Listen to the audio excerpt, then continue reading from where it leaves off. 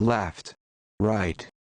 Yo, what is up, my friends? I want to share with you, I am in the middle of dealing with a flooding basement. The basement is flooding, there's no stopping it. Not much I can do, I'm just trying to keep it dry. In the meantime, I'll be editing this episode. I think you will like it. Pretty cool topic here. We're talking about education. We bring on Dr. Robin Elliott. She is a guru, very well credentialed, as I think I probably said 14 times throughout the episode.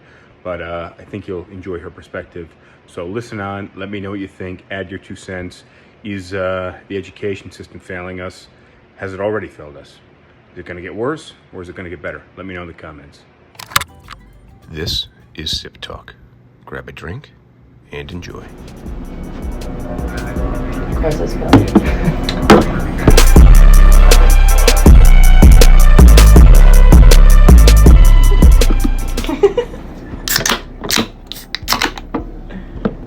Cheers. Cheers. Cheers.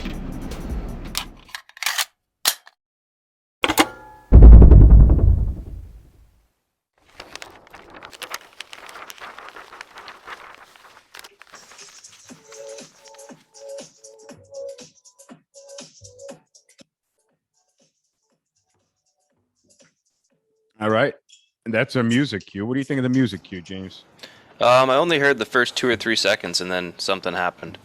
Well, that's good. That's what we're going for. So, welcome to SipTalk, everybody. This is episode 130. We got a new music cue to cue us in. My name is Justin DeJulia out of my basement in New Jersey.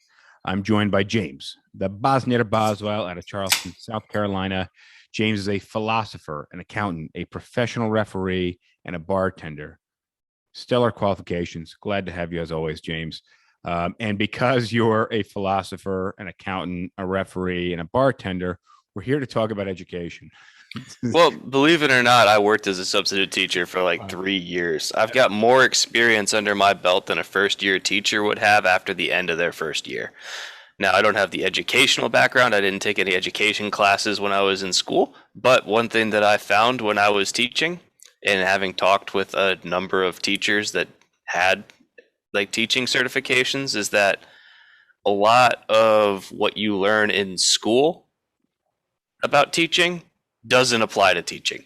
What do you mean, as a student? No, like if you're in college if you were taking to go to education college. classes, Okay, yeah. that a lot of the stuff that you learn in school to become a teacher has very little bearing on your ability to succeed as a teacher. I feel like that's the case with most careers. I mean, maybe with accounting, you can go back and you're like, okay, I learned this. These are techniques and tricks. I'll say that with accounting, the theory, like when you're in school, you're learning a lot of theory in terms of how does accounting work. You can think about it kind of like computer programming, where if you know what the computer's doing on the back end, then you know, like when an error kicks out, what happened on the back end. Accounting is very much the same way. Where like my thinking is when you're dealing with accounting, you're dealing with constants. When you're teaching, you're dealing with variables, and those variables being people, students, parents, faculty, staff dynamics, shit like that make it difficult to apply different techniques and things that you've learned. Am I somewhat accurate on that? Yeah, there's a little bit of overlap because in accounting, it depends on where you are in the industry. You could be in an accounting role where you're just dealing with data entry and making numbers work and everything like that, and you're operating mostly in the world of theory and just applying the theory to whatever the data set that's in front of you is. But you can also have accounting roles that are very focused on interpersonal skills and ability to read people. Okay, but let's away from the account. We dove into this quick. I know, but like let me ask you first. What are you drinking? The SipTalk standard Bush Ice. Oh man, we gotta switch it up. I get bored too fast, and also haven't been stocking as much. New Jersey, you can't get beer at the grocery stores, so I got to go to a special beer store, which I barely go to the grocery store as it is. So it's tough, man. I'm sticking with beer right now because I did something incredibly stupid last week. Last Wednesday night, I was playing some video games and drinking very lightly. Like I had maybe like the equivalent of like 2 or 3 drinks over like an hour and a half. One of those drinks was straight gin. And like I was playing a video game, so I'd take a sip of gin and I'd be playing the game and I'd forget that I had the gin in my mouth and it stayed in my mouth for like 3 or 4 minutes for every like sip. Interesting technique, and that's very strange. But go ahead. Well, yeah, and what ended up happening was like whether it was just like the high strength of the alcohol or whatever was in the gin or whatever, but it burned the ever loving crap out of my mouth. And for yeah, like how are you gargling your mouth and holding this in your? well, I would take a sip and then I just like forget that I had it in there, and then like after like 3 or 4 minutes, like my entire mouth would be numb. I was like, oh, I should swallow that and have another sip of gin. And then like the next day, I woke up and it was like I had taken like a drink of McDonald's hot coffee straight to the roof of my mouth. Everything was just burned to ever loving crap. And for the last week, like there's been some things that I've been eating where like I've been in tears and pain because it hurts that bad to eat, and I'm just like, I have to get through this because I need some nutrition. But holy hell, does this hurt? You and I have completely. There's probably a reason why I have like 60 pounds on you or so, but you have a different relationship with food. I would never forget in the middle of consuming food that I was doing exactly that, consuming food. The only way and this is a technique I've used for a long time, is that when there's junk food in the house, you just eat it all in entirety immediately. And that way you don't have to worry about the temptation. It's just gone. So if you just get it all out of the way, you don't have to deal with it. You could buy a bag of chips, and I guarantee this has probably happened to you on multiple occasions, where you buy a bag of chips or some cookies or something, and you turn up to them 2 months later and they're stale. Yeah. Yeah. From the moment I buy anything that's junk food. Yeah, it still happens to this day. I put it in the cabinet. I will wake up in the middle of the night because it's calling me from the kitchen. I go, what is that noise? Yeah. What is that? Oh, it's Chips Ahoy. Oh, speaking of calling you, ahoy, we should. Mateys. Speaking of calling you, we need to greet Blondes Have More Fun and Maria. Glad that you guys are joining us tonight. We are talking about what I call the current and impending crisis in education. And this is a topic that you have selected, something you want to talk about. Why this topic? What put this on the map for you? Because you substitute taught a decade ago. Yeah. So that's long gone. Well, first of all, I want to throw this out to the viewers.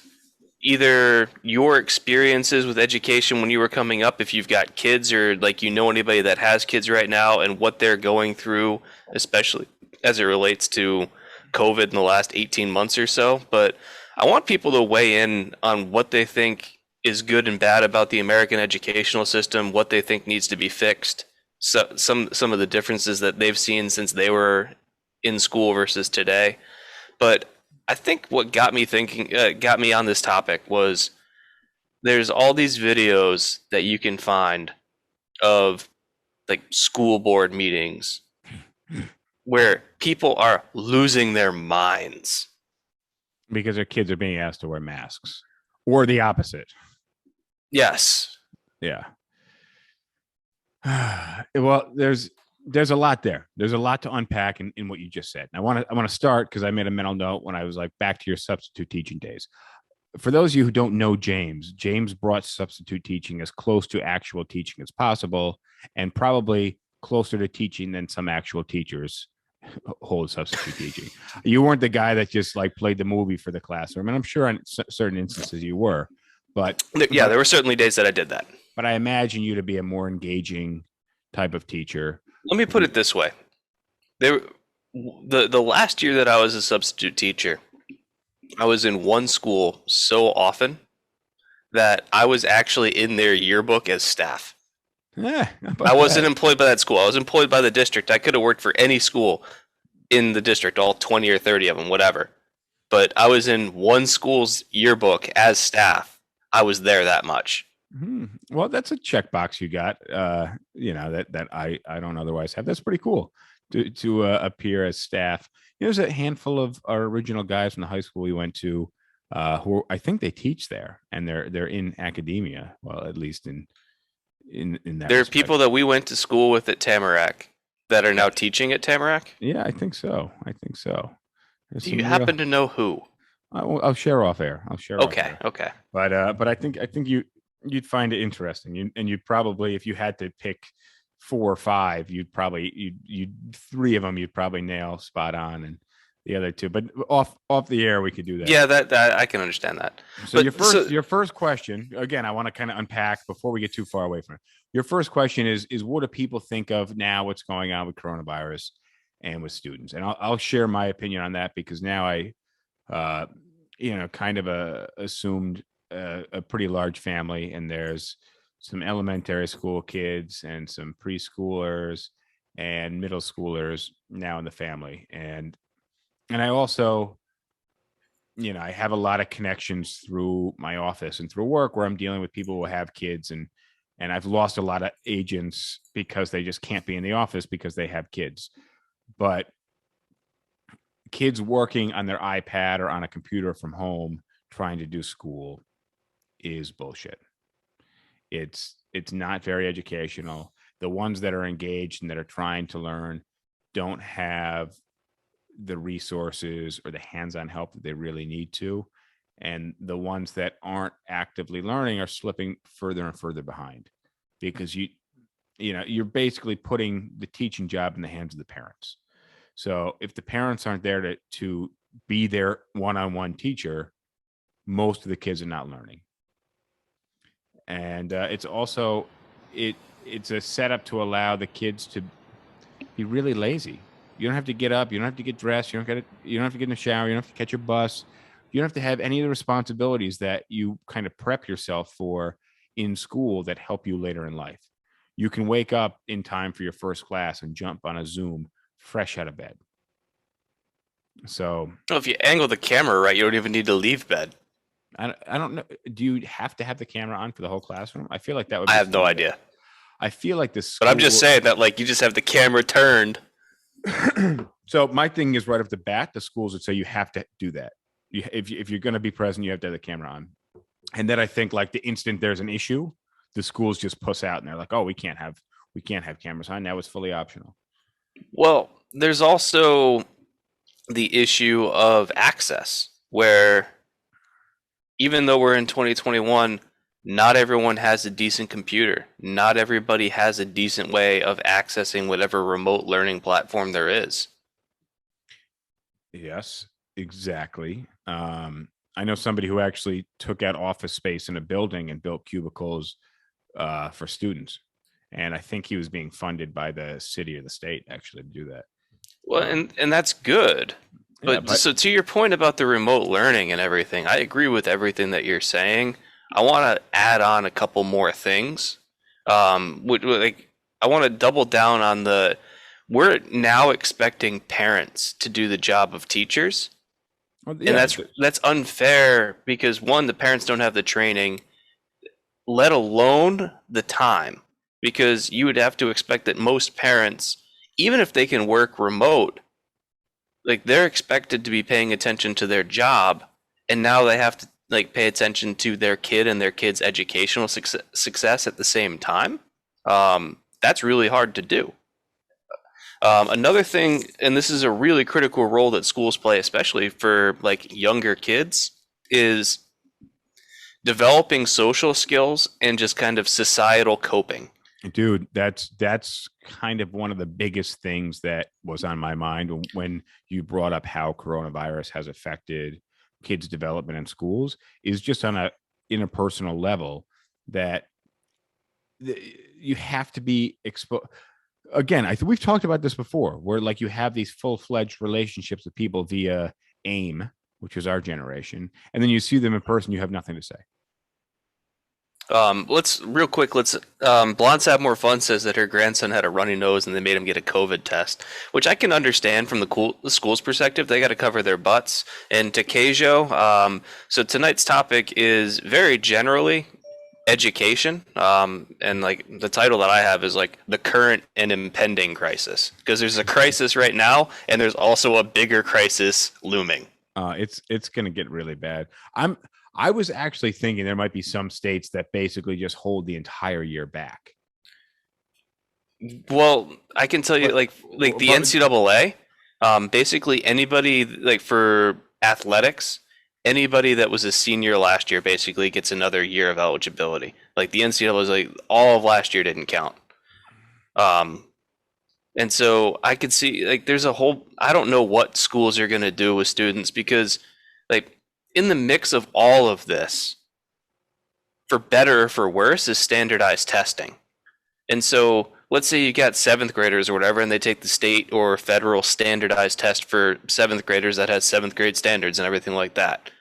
Like if they're a seventh grader now, they missed half of sixth grade, and at the end of seventh grade, they're going to have to take the seventh grade test. They'll likely have missed some portion of seventh grade. I'm going to just go out on a limb and say that they've effectively missed a full school year of proper instruction. But what happens just before you get too far away from the point? You're talking about giving the kids another year for sports only.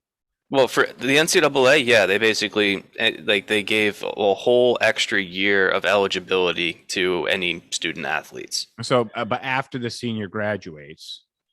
So yeah, let's say I'm a senior last year and I graduated from whatever school and I was on the soccer team because that's what sport I referee. Like if I wanted to, I could go do a fifth year at that school, maybe do like the first year of grad school or something and play a fifth year of eligibility for the soccer team. Because normally you can play 4 years, but you wouldn't be in school, but you would be playing for the school team. Well, you'd probably have to still be in school, but I think what you'd see a lot of the seniors do is like they'd be a fifth year senior effectively, and they'd probably be taking graduate level classes. That could work out, but then they're also 19 years old, crushing ass on the field. You mean 22 or 23? Yeah, I'm sorry, but all I was thinking about was the amount of growth that I put on. From high school into early college years. Well, there's a big difference between 18 or 19 and 21 versus 21 and 22 versus 22 and 23. Like, I don't really have much of an issue in terms of like the competitive advantages or disadvantages there. But I want to get back to my point about the standardized testing and like because I went there because you talked about like holding students back for a year. So I think if they start to do standardized testing on all these kids that are supposed to be at seventh grade level or whatever, and you're probably going to see like a major blip downwards across the board for all these students. If they don't alter the test and they say, here's the test from 2 years ago, we created new questions that are at the same difficulty level and everything else, I think you're going to see that basically with few exceptions, students really haven't made too many gains in the last year. Well, I think they're not going to make any gains. If you test 10th graders in 2018 and then you test the new batch of 10th graders in 2021, the new batch is going to probably test like 9th graders in 2018. Probably test. The thing is not, I don't even know. The thing about school is just remember how much you even forget how to learn during the 2 or 3 months off that you have in summertime. Oh yeah. Right. Like you don't go from June or May from one grade and go into September, which is what we had in New York. You graduate in June, you go to the next grade in September. You don't go into September at the same level you were in June, the at the end of the other semester. You go backwards, right? So if you've basically been working at home, I don't even think they're teaching and engaging with students as really as much as they could be now, versus just kind of giving them busy work until they can get them back in the classroom. But I also feel like teachers don't really want to be in the classroom right now.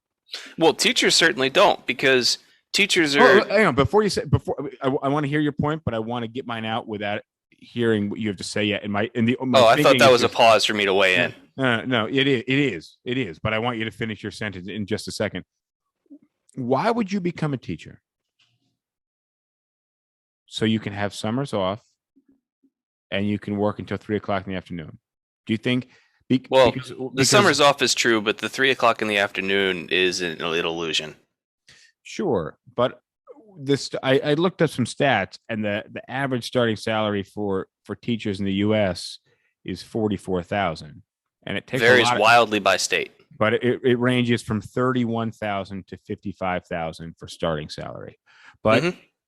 depending on the amount of education that you need, even starting on the high end of that isn't great in 2020.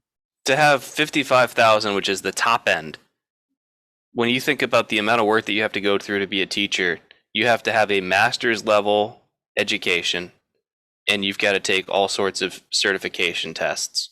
In pretty much any other industry, you're probably looking, so the 55 is the top end. I would say that in other industries, you're probably looking at 65 to 75 starting. Yeah, not top end. I Like think if you have a middle. master's degree, you're probably not settling for something for less than 60 grand. Agree. So, but and I'm not calling. I don't want to come off as calling teachers lazy, because I don't think most of them are. But I think that when you put a bunch of them in a room, these are academics, and you want to err on the side of caution, and you also have groupthink that comes when you put a bunch of people in a room to make decisions. So you have these people that are going to err with, on caution, and you have groupthink going on. So, I think they're scaring themselves to not have to go back in the classroom, and being able to work from home is a plus, for almost everybody. Most people are saying they'd like to work from home. And a lot of people are saying, well, I don't want to work from home 5 days a week, but I would like to work from home 2 or 3 days a week. Yeah. Do we want to bring in Robin? I think it would be cool to bring in Robin. We have Dr. Robin Elliott, and she, I think, is going to join us by voice. I'll let her introduce herself if she jumps on here. She's very well credentialed. She teaches teachers teaching systems, I believe, and she's got a lot of time in the classroom on both sides of the podium. So, but I think something to address is the low salaries for the teachers. It makes it a job that a lot of people are not going to want to start.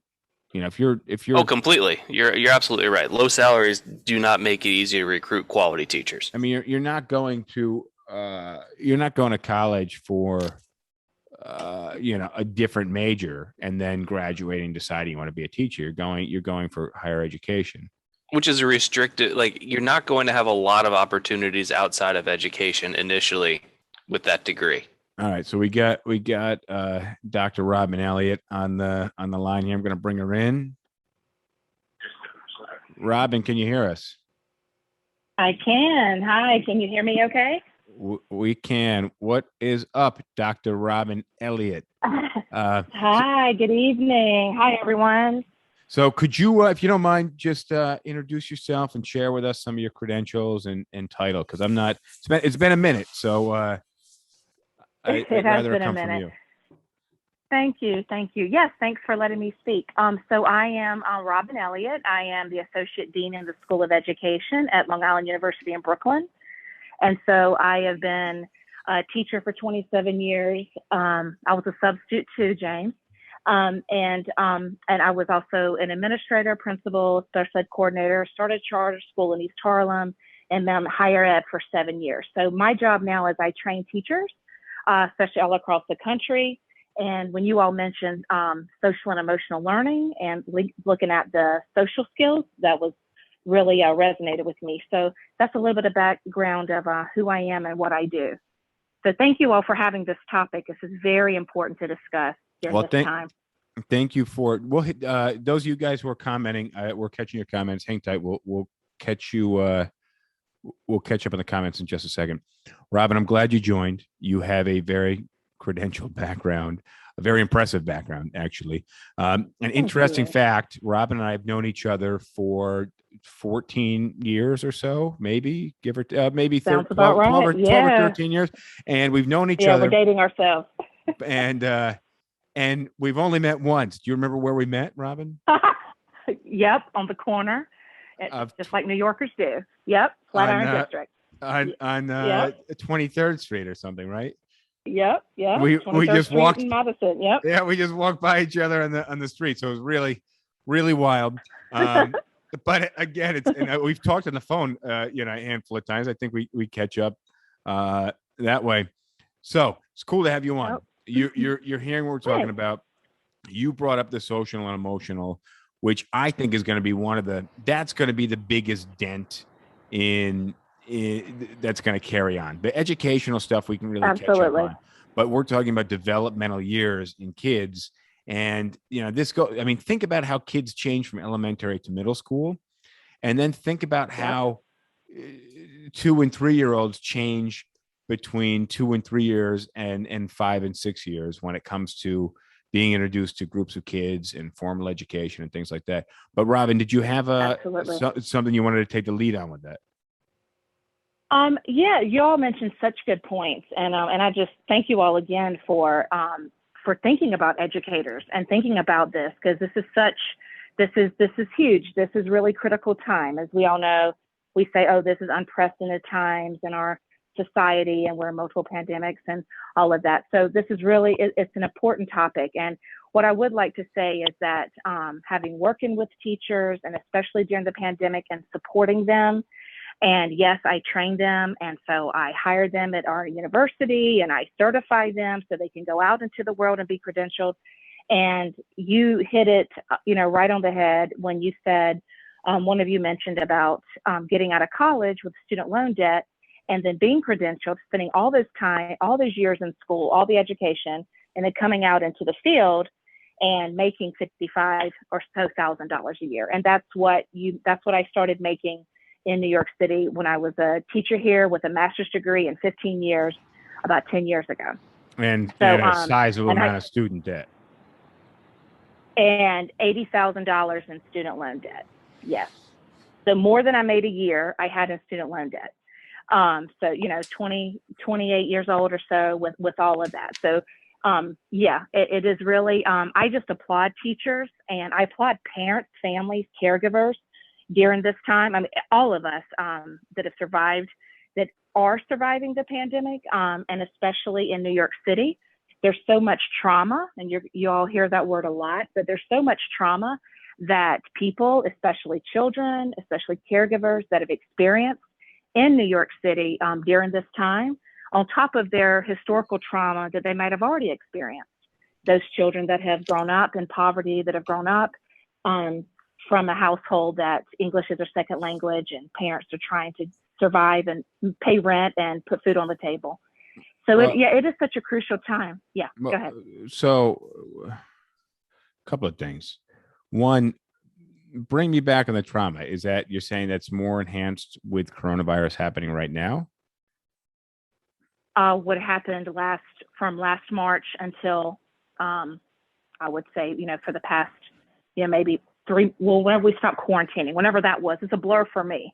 It's a blur for me. So about a year that these children were not allowed to go to school. They didn't know what was going on. Their family, their parents, if they had two parents or caregivers in the household, families were trying to figure out remote learning. Kids were trying to get iPads and get technology. So, teachers were out there in the cold and in the rain, signing out tablets and iPads and Chromebooks to students. So every student in the New York City DOE, Department of Education, could have one. So yeah, I would say there's so much trauma that these kids that were forced in their homes and in New York City, generally speaking, we don't have a lot of space. But New York, in small apartments. Yeah, well, that's true. Yeah, it was especially tough in the New York City area. But New York City did it actually, and I'm pretty impressed, did a really good job at getting the technological resources out to, and this is a local issue for us. But New York, New York City sucks at a lot of stuff, but these kids were getting brand new iPads, and Apple was just flying them over and just dropping them like bombs in the city. It felt like there's a lot of iPads out there. Absolutely. So and they just gave them away. Yeah. That was pretty cool. I don't know if that came from just straight state money or federal money. Combination, federal, state, and city. Yeah, but when you're a kid, this is something a lot of adults don't really understand. But when you're a kid, stuff happens to you. So all this stuff's happening around you, and I think this is kind of what you were getting at. Correct me if I'm wrong. But you have all this stuff happening around you that's not in your control, and it's not in most cases, probably being adequately explained to you. One, exactly what coronavirus is, exactly what's happening with the schools. You basically just kind of get told you can't go to school one day. And then Yep. wherever your parents fall politically, they point fingers and blame Mhm. that. End of discussion. And it's happened to you, and you're completely out of touch with really the source and the cause of it. So I can imagine there being a bit of trauma there. But my thinking really on the trauma side of things is these kids went from having to get up at 5:30, 6 o'clock in the morning and get on a bus and transport to school to now being able to sleep in until 8:30, 9 o'clock in the morning, walk out of bed in their pajamas. And for most of them, their parents had to stop working, and a lot of their parents were forced to stop working, but there's no child care. So these kids just kind of got to mope around the house for, whether it be 6 months or 18 months or however you want to quantify the amount of time they spent in school. But I think it allowed, my thing is it allowed kids to be a lot more lazy. And I don't think it was. I would agree. My thinking really, though, is that there's not so much trauma for the kids, whereas it's just kind of affecting them in ways they don't know down the line. Well, that's just delayed trauma. Yeah, it is trauma, but it's not like blunt force, like, when you have, your house burns down and you're 7 years old. Like, that's traumatic. The fact that all of a sudden you're sleeping in until 9 o'clock in the morning and going to school in your pajamas at your dining table is not exactly when I think of trauma. But what we're getting at is let her explain why it is. All right. Well, okay. You're up. Thanks. I would like to. Yeah, thanks. I would like to say that because trauma has many forms. There's abuse, there's neglect, there's all of that. So a lot of our children, especially in our houses of poverty, and especially of our marginalized children, students of color, statistically, they have historically, with systemic racism and things of that nature that have just happened years and years and years. So there's historical trauma that many children and many adults, and we all have our backgrounds, right? We all have everyone has, struggles and so, but so there's historical trauma. But then it depends on the household, it depends on the child. So a lot of our families, especially those of poverty, generally have over 2 children per household. So yeah, and I agree with you because I worked remotely for a while. So there was a time I didn't wear pants with buttons on them. I wore yoga pants and didn't do yoga. But anyway, and so with that, these children, they may be 3 or 4 in the household. And now the 12-year-old is taking care of the 6-year-old because the mom is trying to take care of the baby. There's no child care. So there's more, the children may be able to sleep in and they may have to use their video or not, depending on where they are and the district they're in, but they may have other responsibilities.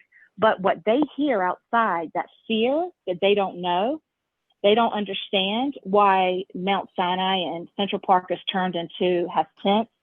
They don't understand why their family lost their job all of a sudden.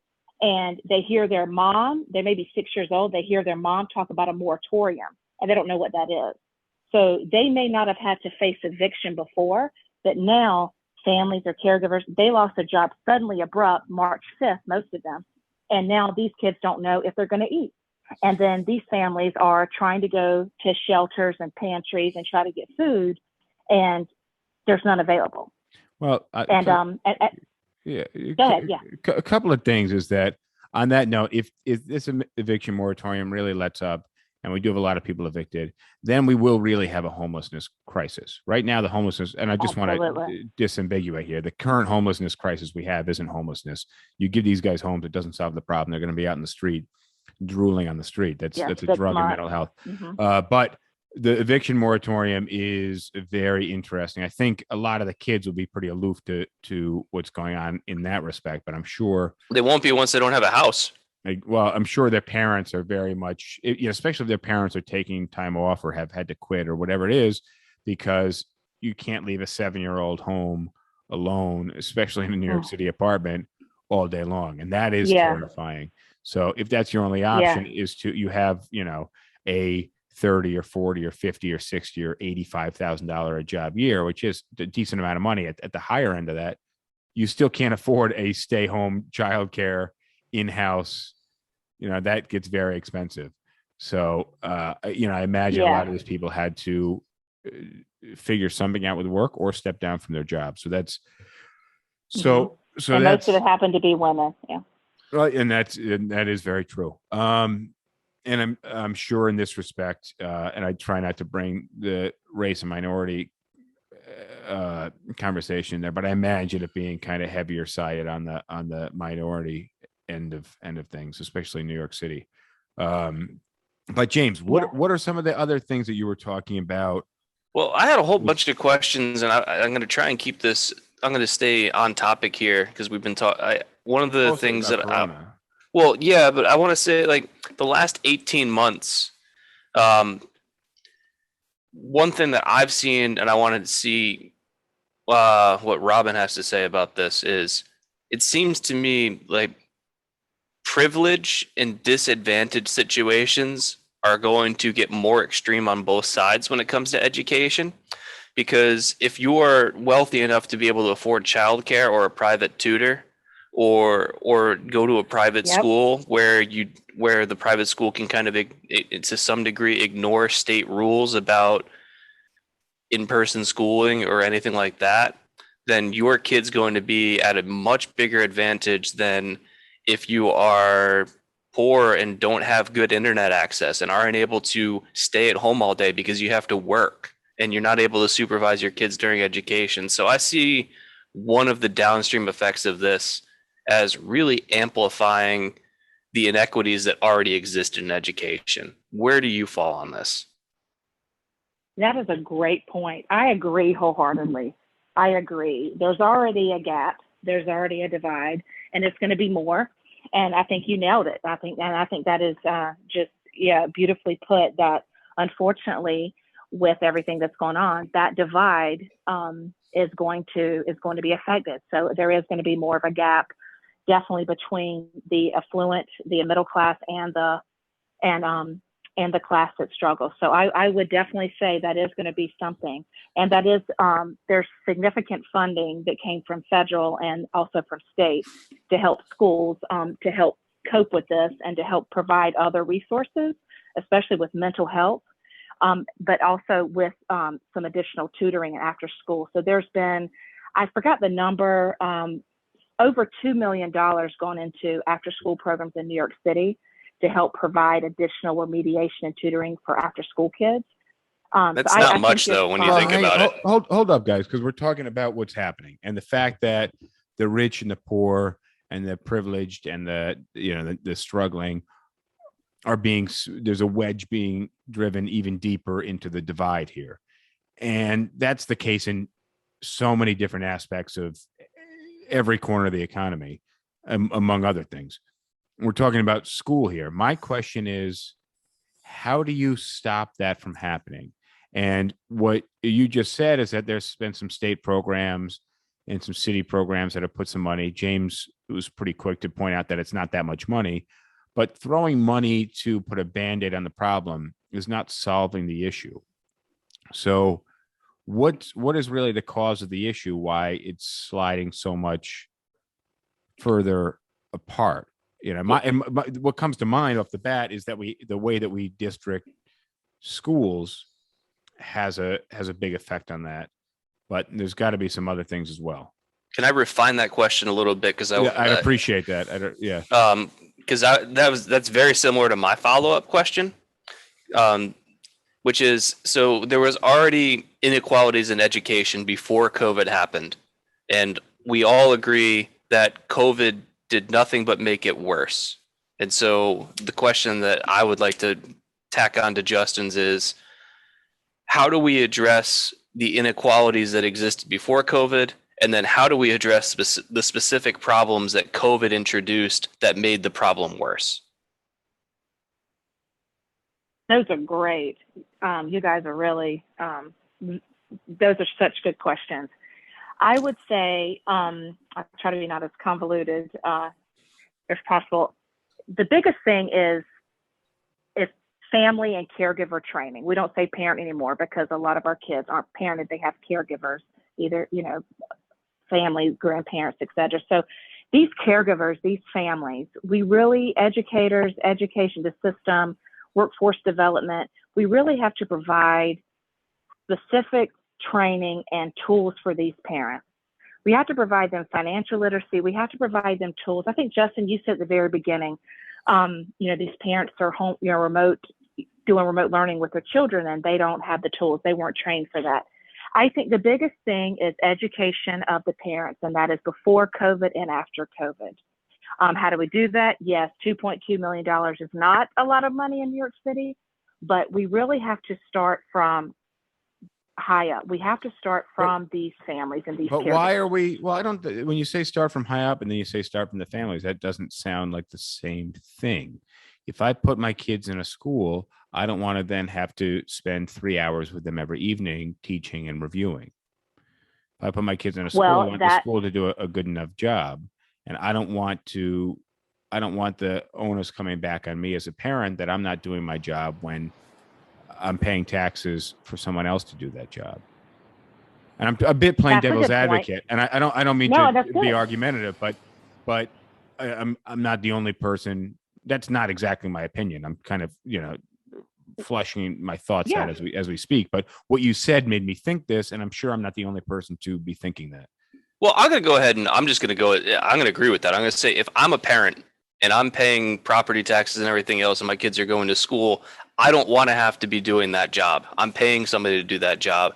And sure, I'll hold my kid to be like doing their homework and everything else. And if there's something that I can assist with quickly, but I don't want to have to spend 2 or 3 hours a night providing additional teaching to my kid. Which is a lot of, most kids are spending, I mean, I never did any homework, so I don't know. At all. So, but I imagine that most kids are doing, I remember in high school, kids were like, oh, I was doing homework for 3 hours last night. I imagine kids are spending 2 to 3 to 4 hours a night doing homework. And, I don't think parents are going to, the kids are going to come home and say, all right, kid, put on your boots. You got to mow the lawn and paint the barn today. And not, give them any backing when it comes to school and learning. But I don't imagine that they're going to be sitting with them for 2 or 3 hours, coaching them through how to do homework. No.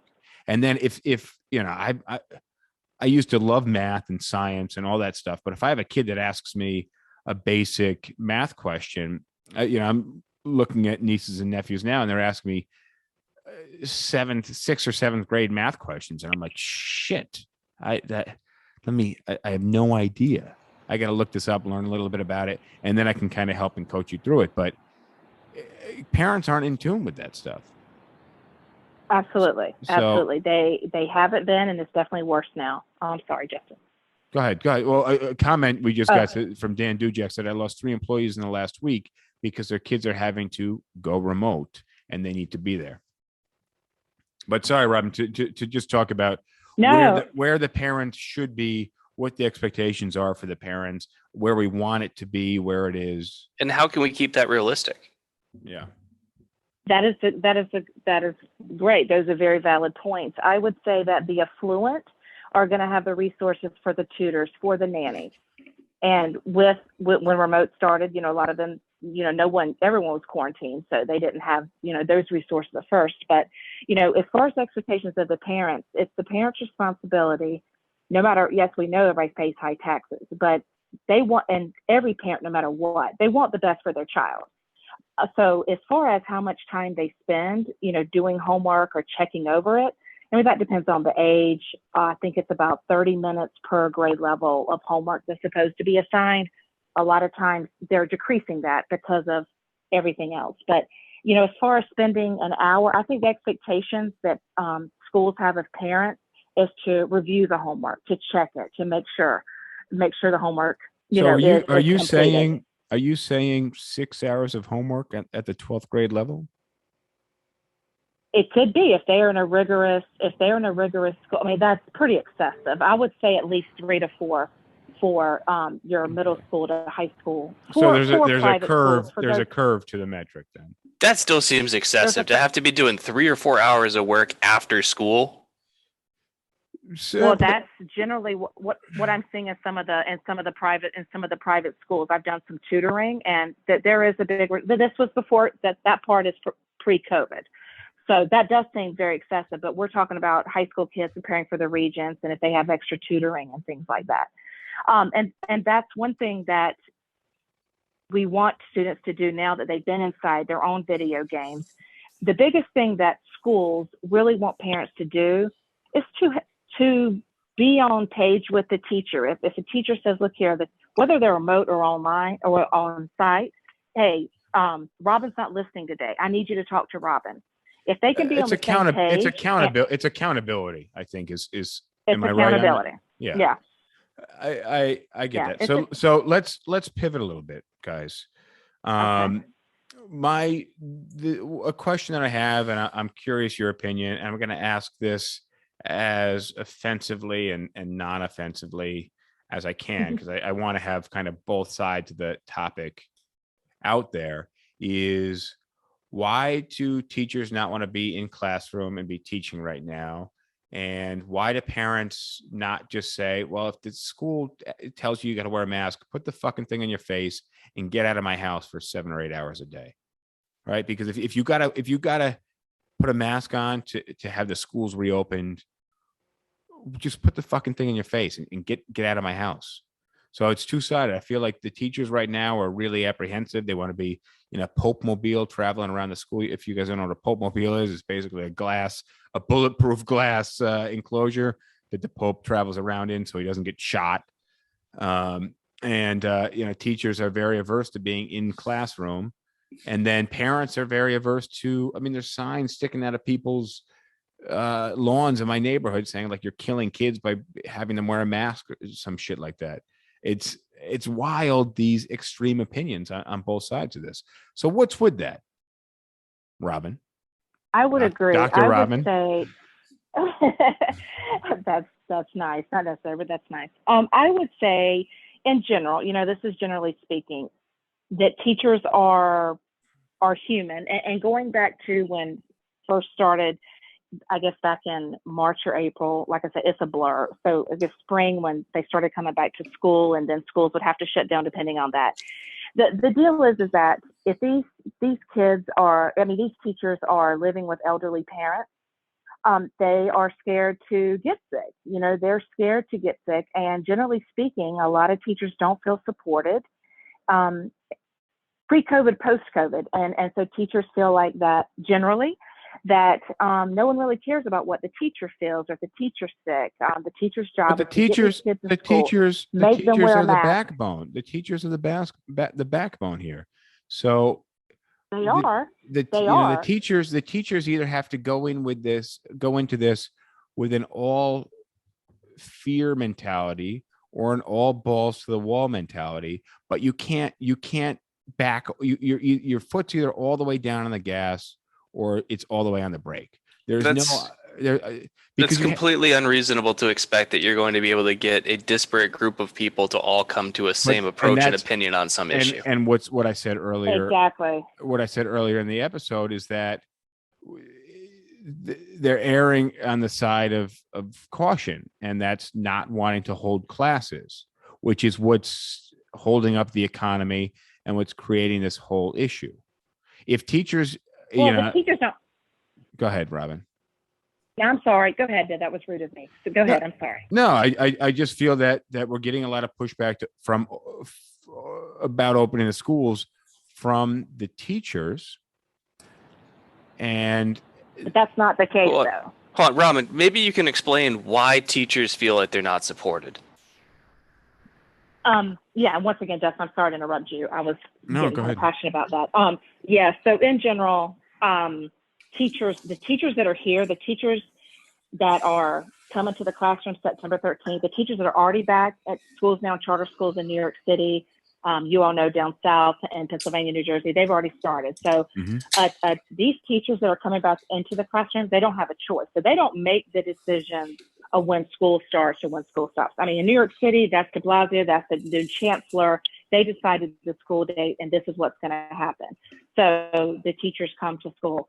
I think safety was the biggest. And also, like you all mentioned earlier, there's so many needs that these children are coming in now that they didn't have before. It was really bad before.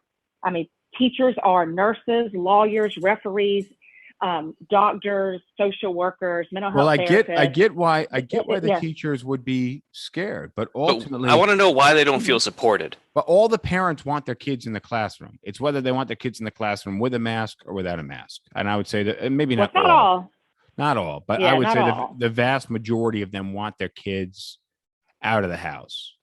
They want the kids in classroom because having the kids at home creates a lot more issues than having the kids in the classroom. Yeah, and then my teachers that I work with, I know the teachers that that I've been training, and them even my personal friends, they have been waiting and so excited to go into the classroom and teach because they miss kids, because that's what they signed up for. They want to be with the kids, because we all know, and research is showing it, that you cannot get that same interaction virtually as you can on site. But also, when you're a kindergarten teacher, you can't make a 5-year-old kid on the playground or on the rooftop keep their mask on. So I think the safety issue, I would say, would be the biggest thing. But I would say in general, the DOE teachers got $1,000 raise this year for the past year and a half of dealing with COVID. And, teachers everybody's had to pivot. We've heard the word pivot and pivot. So these teachers have had to figure out, what is remote learning? What is this? What is a Zoom? My video's on, my video's off.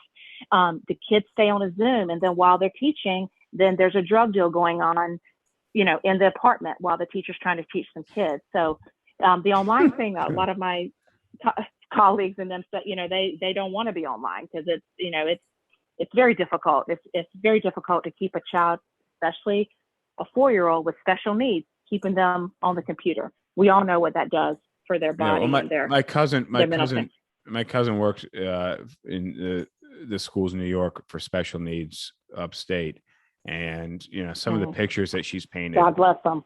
Yeah, well, I mean, that's got to be one of the most difficult, and she does it out of passion, I believe. But that's got to be one of the most difficult roles to be in, is just dealing with the special needs kids. And it's not, I mean, there's no, special needs is oftentimes a physical role. You can't, can't really be done remotely. So, yeah.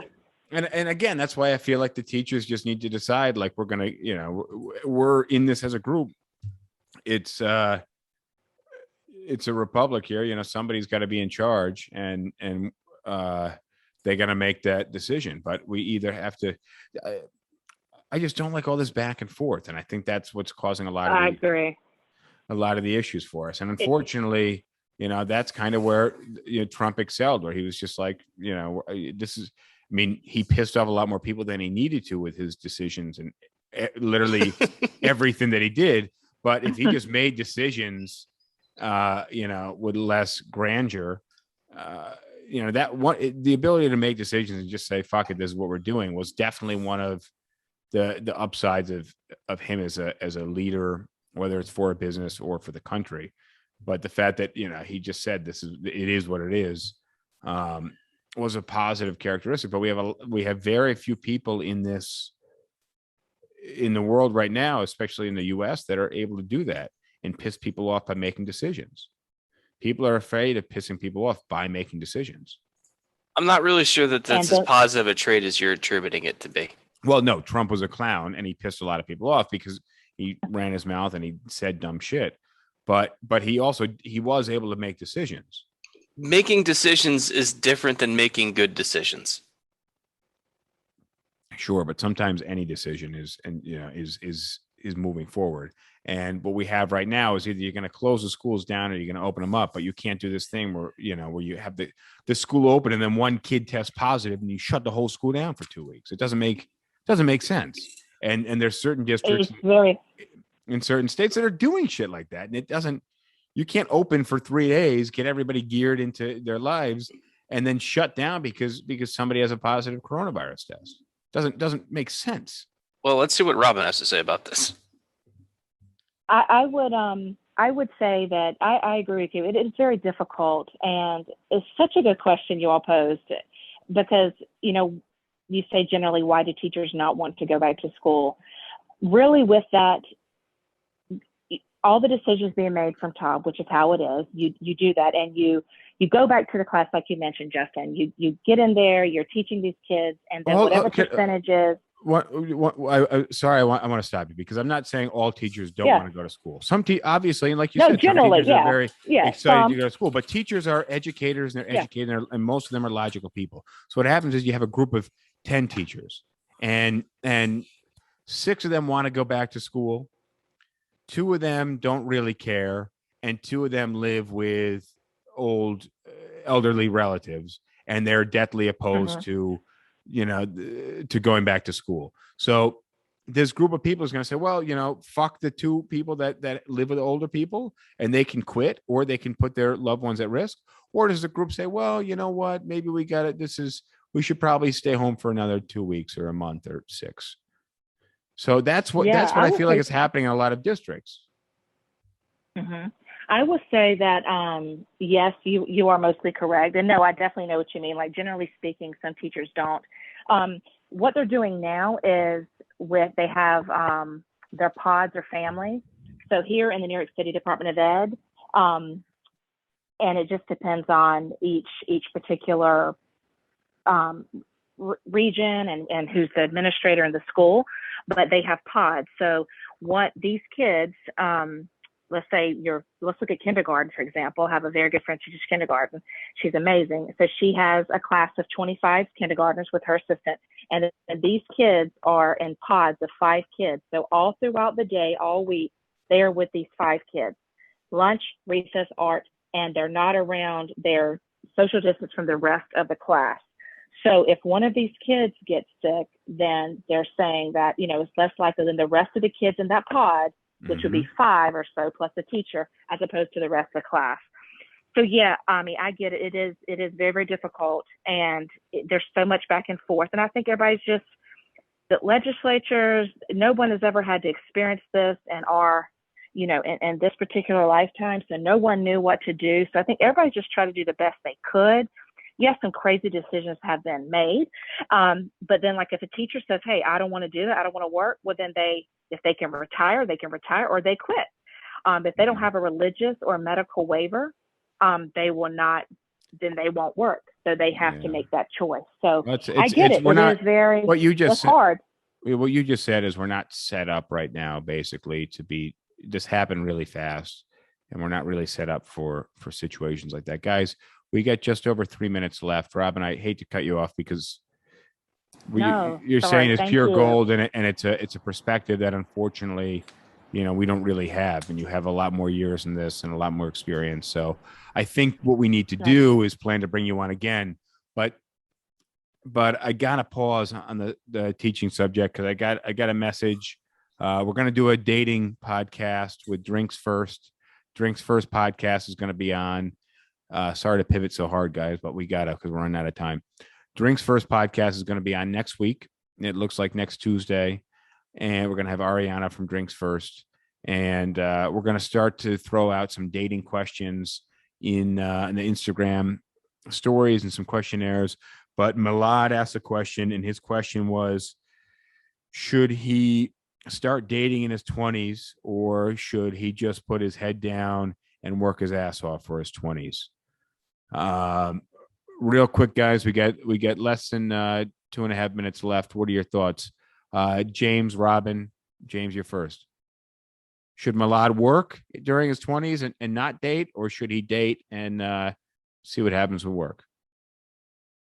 He needs to be dating in his 20s, because if he just works during his 20s and doesn't have any experience whatsoever, then he's just going to be completely out of his depth when it gets to his 30s, because he's going to have money and no sense. Robin, what are your thoughts? I echo that sentiment exactly. That is well stated. It's all about balance. Life is all about balance. So you have to have some fun, because before you know it, you're 60 and then he's single with a bunch of cats in an apartment. That was a little extreme, but yeah, I would but yeah, I would say try to find a balance. When I was 18 or 19, I quit my job. I was a delivery driver for a pizzeria. So obviously it was a career, I was really bound for greatness in that career, but I quit that job to buy a boat and spend the summer on a lake with no money in my bank account. But that was back when they used to mail you credit cards.